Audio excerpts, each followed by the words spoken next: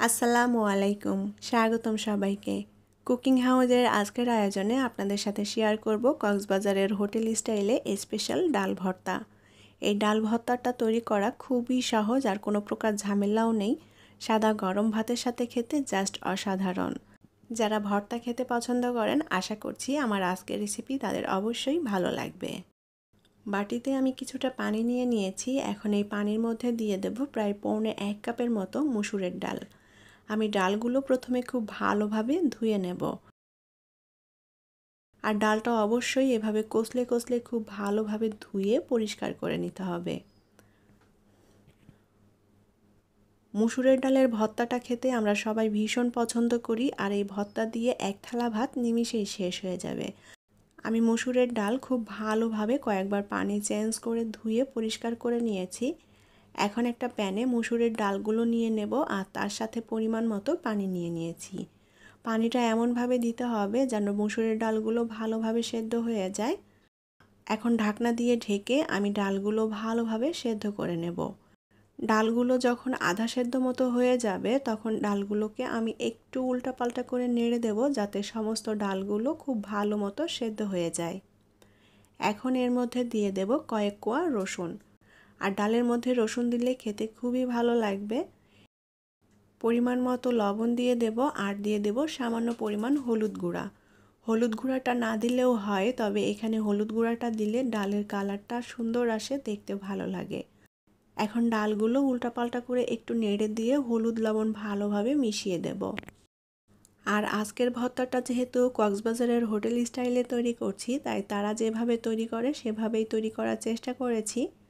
আশা করছি আপনাদের কাছে ভালো লাগবে। আবারও ঢাকনা দিয়ে ঢেকে আমি ডালগুলোকে সেদ্ধ করে নেব, আর যে পানিটা আছে পানিটা পুরোপুরি শুকিয়ে নিতে হবে। ডালগুলো ভালো মতো সেদ্ধ হয়ে গিয়েছে, ঢাকনাটা খুলে দেব। এখন ডালগুলোকে উল্টাপাল্টা করে একটু নেড়ে দিতে হবে। আর ডালের মধ্যে এখনও অল্প পরিমাণে পানি আছে, এই পানিটা একেবারে শুকিয়ে ড্রাই করে নেব।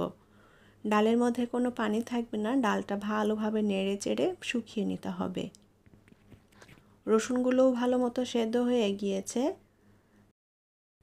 উল্টাপাল্টা করে নেড়ে দিয়ে ডালের মধ্যে যে পানিটা আছে পানিটা খুব ভালোভাবে শুকিয়ে নিতে হবে। এখনও যারা আমার চ্যানেলটি সাবস্ক্রাইব করেননি তারা প্লিজ আমার চ্যানেলটি সাবস্ক্রাইব করে নেবেন এবং পাশে থাকা ছোট্ট বেল আইকনটি প্রেস করে দিবেন। এতে করে আমি যখনই কোনো ভিডিও আপলোড করব সাথে সাথে আপনাদের কাছে নোটিফিকেশনটি পৌঁছে যাবে। আর যারা অলরেডি আমার চ্যানেলটি সাবস্ক্রাইব করে নিয়েছেন তাদেরকে অসংখ্য ধন্যবাদ। ডালের পানিটা আমি খুব ভালোভাবে শুকিয়ে নিয়েছি। এখন এই ডালটা প্যান থেকে নামিয়ে একটু ঠান্ডা করে নেব যাতে ভর্তাটা মাখাতে সুবিধা হয়। চুলায় একটা প্যান বসিয়ে দিয়েছি। এখন এই প্যানে দিয়ে দেব পরিমাণ মতো সরিষার তেল। আর ভর্তাটা সরিষার তেল দিয়েই তৈরি করতে হবে, তাই আমি এই সরিষার তেল দিয়ে এখন শুকনা মরিচগুলো একটু ভেজে নেব।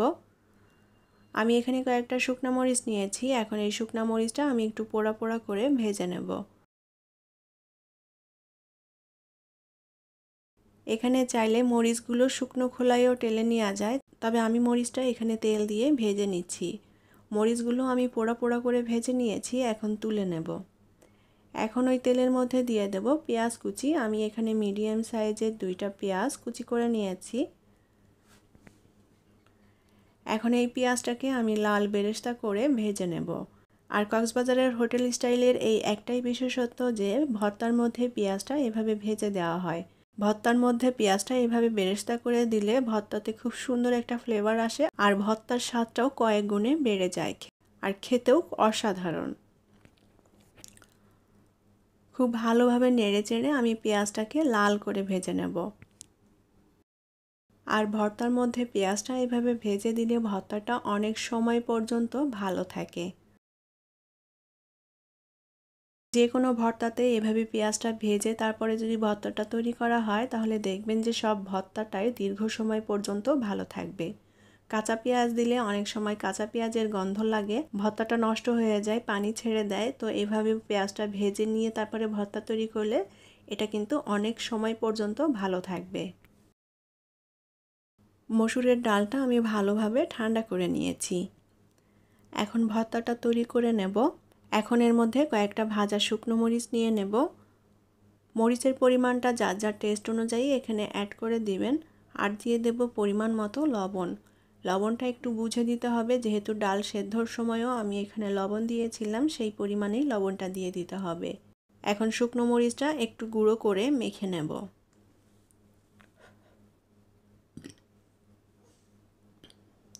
শুকনো মরিচটা আমি মেখে নিয়েছি। এখন যে পেঁয়াজের বেরেস্তা আমি ভেজে নিয়েছিলাম, সেই পেঁয়াজের বেরেস্তা দিয়ে দেব। আমি এখানে তেল সহই নিয়েছি, তেলটা সহই দিয়ে দেব। এর মধ্যে আমি আর কোনো তেল দেব না, এই তেলটাতেই ভর্তাটা মাখা হয়ে যাবে। চাইলে এক্সট্রা করে এখানে সরিষার তেল দেওয়া যাবে। আর দিয়ে দেব ধনিয়া পাতা কুচি। এখন সব কিছু ডালের সাথে ভালোভাবে মেখে নেব। আর মেখে নিলেই আমাদের ডাল ভর্তাটা তৈরি হয়ে যাবে।